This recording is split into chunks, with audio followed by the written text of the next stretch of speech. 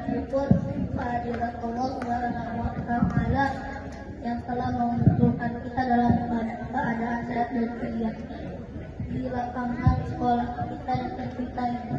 Salawat dan salam kita selalu bersyukur kepada Nabi kita, Nabi panutan Nabi Muhammad Shallallahu Alaihi Wasallam.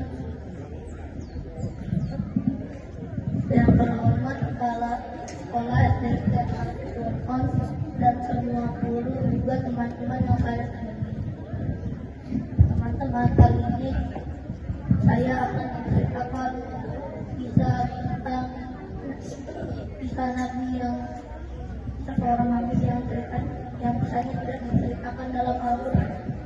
Menurut teman-teman, ada berapa jumlah Nabi dan Rasul? Sebenarnya jumlah Nabi ada 1.000 dan jumlah Rasul ada 300-an.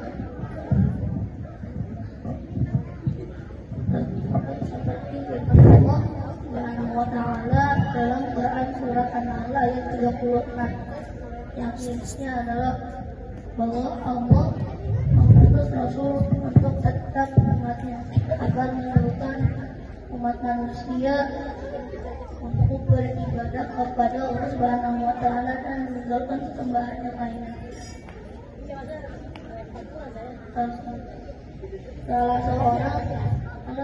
Salah satu nabi yang misalnya tidak disebutkan dalam Al-Quran adalah Nabi Daniel alaihissalam. Nabi Daniel alaihissalam adalah nabi yang diutus untuk Bani Israel. Nabi Daniel adalah salah seorang nabi yang dikuburkan setelah wafatnya Nabi Muhammad Shallallahu Alaihi Wasallam. Kok bisa? Dan mana ulama mengetahui kisahnya?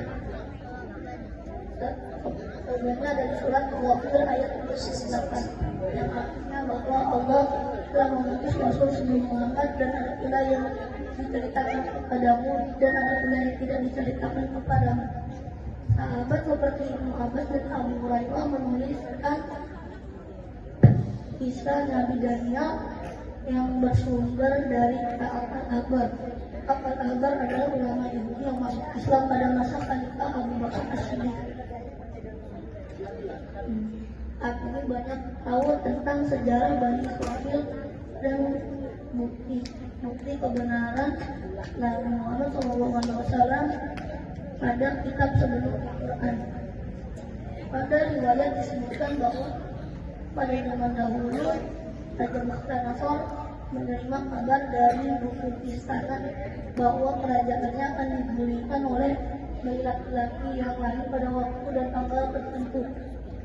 Orang tua Nabi Daniel pun mendengar dan menyembunyikan Nabi Daniel kecil di dalam hutan yang cekam dan banyak singa.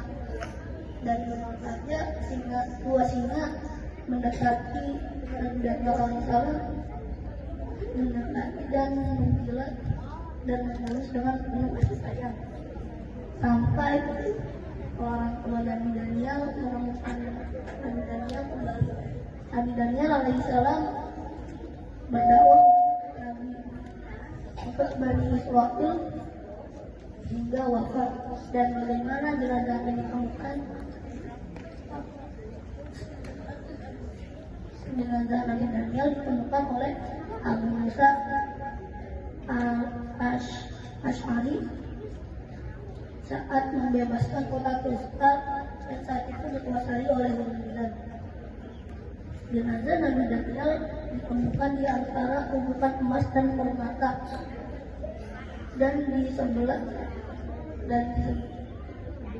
dan akhirnya jenazah itu tetap utuh seperti orang yang tertidur pulas.